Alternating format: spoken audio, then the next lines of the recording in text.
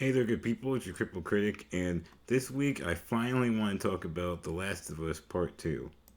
The Last of Us Part 2 is obviously a sequel to The Last of Us, a 2013 action game with horror elements developed by Naughty Dog. The first game starred Joel and Ellie as they traveled across a post apocalyptic America fighting zombified humans infected by a mutated version of the cordyceps fungus. What The Last of Us is really known for, though, is its strong characters. It also had some of the hardest fights I've ever had to play in a video game, but I still love it. The Last of Us hugely impacted the video game industry and completely changed the way many developers create games. Not just games, though. The Last of Us has influenced so many forms of media, including television and movies. So even if you've never heard of these games, you've likely seen something that was inspired by them. It's been 7 years since The Last of Us came out, and Part 2 came out, and I've been waiting for so long. I've really been excited to get a hold of this game. Now, after I've played it, I have a lot to say about it, but I kind of want to do something different. There's a lot I loved about this game and a lot I didn't like, but I didn't want to take away the accessibility achievements that Naughty Dog has made because this game is very accessible. So think of this video as a part one about my opinions of the game. There's a good bit I want to talk about when it comes to the story and characters and narrative, and some of the gameplay kind of ties in with the characters and narrative. So instead, I'll leave that for part two. Part one, this video will be only about accessibility in Last of Us Part 2.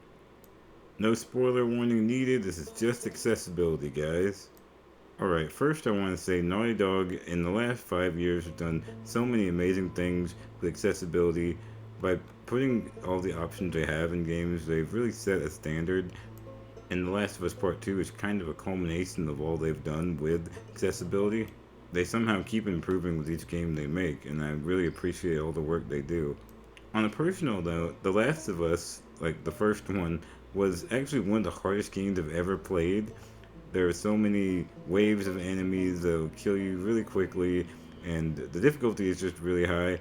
Also, The Last of Us was made in a time before Naughty Dog had their accessibility initiative. So although there were still some things like the aim assist, it wasn't as fine tuned and there wasn't as many accessibility options back then. But oh man, have they improved. Let's get into it. So yeah, The Last of Us Part 2 has so many accessibility options that I honestly didn't know about some of them until hours into the game. So I wanted you guys to know there may be options I may not get to. I'm going to try my best to hit all the really, really important ones, but I may have missed some. That's how many there are. There's so many. So to kick things off, gamers with fine motor skill impairments will be happy to know that The Last of Us Part 2 has completely customizable controls. The default setup is X to jump, square for melee, triangle to interact, circle to crouch, the left stick to move, the right stick to move the camera, and the trigger buttons to aim and shoot. But you can rearrange these buttons however you like. You can even customize four sides of the touchpad. This was probably one of the cooler new features because I didn't even realize it was possible you could customize different sides of the touchpad. I've seen games that let you remap the touchpad itself as if it's one big button, but never swiping left or swiping right, swiping down or up. It seemed like it might be too sensitive for developers to even try and tackle that, but I'm just so glad that Naughty Dog figured it out. My hands are kind of atrophied and I have very limited motion, but swiping on the touchpad is really easy. So for this game, I actually made swiping down as aim the gun and swiping up as firing, and I can do it so quickly, it's really cool. You can also customize control stick aiming preferences, which control stick you would prefer to use for aiming a gun or the camera.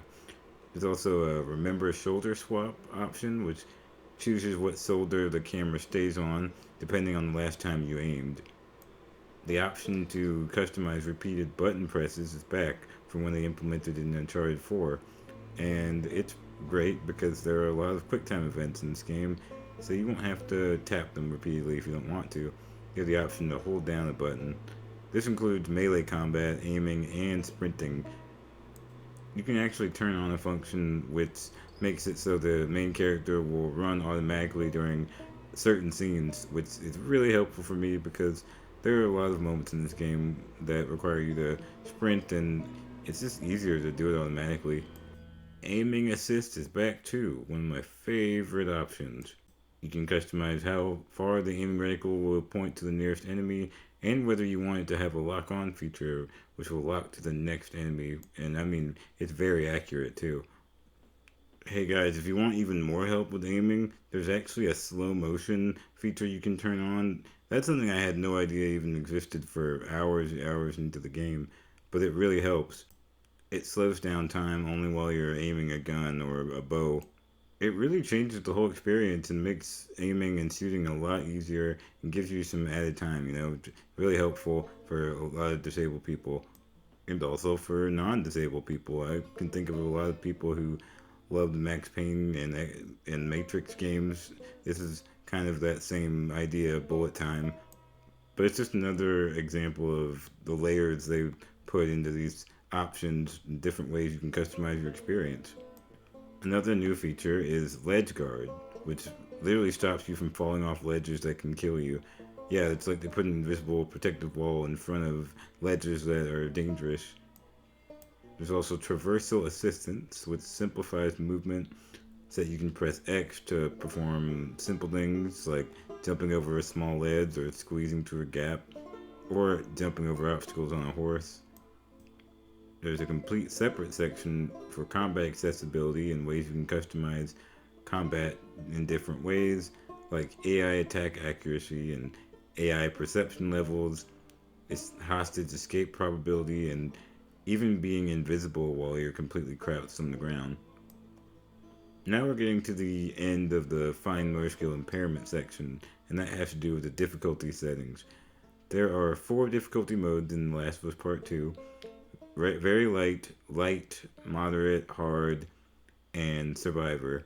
And there's probably going to be more in different updates. Very light is the easiest mode, obviously, and automatically has accessibility options turned on when you play it, like the aim assist. Something really cool now is that you can customize the individual aspects of difficulty, meaning you can have harder puzzles but easier combat, and it's all on a sliding scale, which is really cool. And I remember seeing Rise of the Tomb Raider, I think, try this out, and it's just so awesome to see other third-person games and developers follow suit. So that's really cool. Really quick, I did want to give my personal opinion of the combat and the difficulty in the game, just as someone with fine motor skill impairments myself. Now, The Last of Us Part 2 is way easier to play than the first game. It's way more accessibility options, way more ways to customize. So I say that, but I do want to just say real quick that with all that in mind, even with all those options in this game, waves of enemies can still be really hard to deal with, even on the easiest difficulty. Of course, I did play around with different options, and I really encourage you to customize to the fullest extent. It's not always clear how many enemies you have to get rid of before you can progress in the story and to the next section. Thankfully, there are a lot of checkpoints and they're plentiful. You can also customize them to your playstyle. Like you can make it so there will be a checkpoint after a few enemies that you kill. That way you won't have to start all the way over from the beginning of the section, which is pretty cool. Also, the flashlight. It turns on automatically, but there is a noticeable delay. I was actually not sure whether it did turn on automatically for a while. I'd say about 15 seconds sometimes, maybe shorter, but it does turn on eventually. I just thought it's something you guys should know in case you weren't sure like I was. Alright, on to visual impairments. There's a brightness slider in the options menu. The HUD is completely customizable, including being able to customize the HUD background and the scale of the HUD. You can remove damage indicators altogether. You can remove hit markers and status effects. There are even options for those who are prone to motion sickness during games. camera shake, and motion blur can be adjusted. Also, the camera's distance and the field of view has a sliding scale. There are some really impressive options for completely blind players, but I want to go into more detail with that later. Okay, now on to options for the hearing impaired. Deaf players have fully subtitled gameplay, including cutscenes and party banter. Subtitles are nice and legible, but if you aren't happy with the way they look, you can increase the size.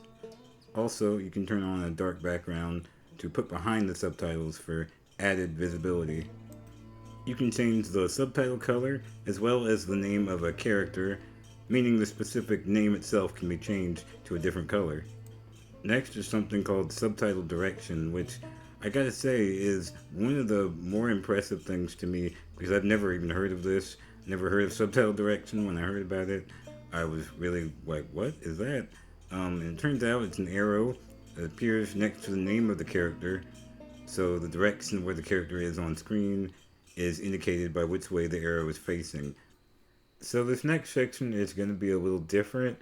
I usually divide my reviews up by the three different kinds of disabilities: fine motor skill impairments, hearing impairments, and visual impairments. It's just something I've always done on this channel, and also other websites that I've written articles for do it that way too. But mainly I think it's because those types of disabilities have had the most testing when it comes to how you can address them within a video game. Though I love learning about different disabilities and how we can help address them in video games, it's just I haven't seen a lot of information about more cognitive impairments, autism, and other disorders like that. Also, not every cognitive impairment is the same. Like someone with autism is going to have very different issues compared to someone with Down syndrome or someone with cerebral palsy. So I tend to not talk about issues with those kinds of disabilities because I just don't have the information and I just don't have the experience yet. But in this case, it turns out The Last of Us Part 2 addresses more than just the main three I usually review, but they also addressed some other options for other disabilities, some cognitive and some not. Some disabilities were actually addressed specifically by name, so I thought it was at least worth mentioning what these were. Also, keep in mind that a lot of these options do overlap with other disabilities, and a lot of able bodied people would probably use them. What I've always taught at conventions and panels and colleges is that accessibility options, although are mainly for disabled people, everyone can benefit from them. I think there was a recent study that said 60% of players preferred subtitles, so that just shows you right there. Anyway, let's dive into these special features. So you can turn off and alter the amount of tutorial messages that pop up on screen, which I'm a fan of because I hate tutorial messages unless they're really important. You can turn off hints, you can turn off pickup notifications, and you can turn off collectible tracking. This next one is more for those with learning disabilities, but you can turn off puzzles completely in this game. So when you're encountering a puzzle, you can just press pause, go to that option, and choose to skip the puzzle altogether. And again, a lot of people could benefit from turning off puzzles. I would love to do that sometimes. When you just figured out that it would probably take a long time, sometimes you might just want to skip it. Also, I think people with fine motor skill impairments or blind people might need this. It's great to have that option. The next one is for people with epilepsy. It limits the amount of flashing on the HUD. I think it uses a different effect for the game indicators. I honestly don't remember much flashing in the game, but I'm glad they have this option. Most games that I see that actually address epilepsy usually just have like a general warning at the beginning of the game, but this was a little more effort. I appreciate the attention to detail. Now for completely blind players. Remember I said I would go into this later. Believe it or not, The Last of Us Part 2 is claiming that with certain options turned on, a completely blind player can play The Last of Us Part 2 and successfully beat it. So if you combine both the navigational assistance and enhanced listening mode, which will direct the player toward the nearest item or enemy, and you also turn on Ledge Guard with some haptic feedback which triggers audio cues, you can play the game as a blind person, or at least in practice that's what they're saying. Now, at first, I wasn't even going to say anything about the blind option because I just didn't have any proof that it was true or that blind people really could play it. I'm not doubting Naughty Dog in any way because honestly, Naughty Dog has become the go to place for accessibility in gaming. They just are. But, I'm not blind and I didn't really want to say whether it was true or not. It's just a bold claim. Don't get me wrong. Like I said, I love learning about disabilities, and years ago, I didn't even realize that blind gamers could play games like Mortal Kombat, but now I know that there are audio cues available, so you just never know. Luckily, when it came to research, all I had to do was get on Twitter. I found this really cool group called Digital Doctor, which is a doctor who looks at how video games positively affect us. They were doing a playthrough of The Last of Us Part 2 with a blindfold just to test out, I think, this very option. When I saw that, I had to message them and get a confirmation. And yeah, it turns out, so far, the playthrough was going really well, and he even said I could quote him, so here you go. Thanks for the help, Digital Doc. So I know it's not a perfect alternative to have a blind player play the game would probably be the best, but if there are other blind gamers out there who've played Last of Us Part 2, feel free to comment down below and tell me how you guys have been doing with the options available. Is it playable? For now, the information I have, I'll say that it is. Good on you, Naughty Dog, for letting blind players have a chance. So now I have some closing thoughts and other feedback, more so on the negative side, but I really have very few issues with this game. At least when it comes to accessibility, it's superb. But there were a few things I wanted to mention. There were some glitches and errors. I'd say 99% of the game was completely fine, but just a few things were off. The accessibility options would turn off and on or malfunction. Not all of them, obviously, just certain ones.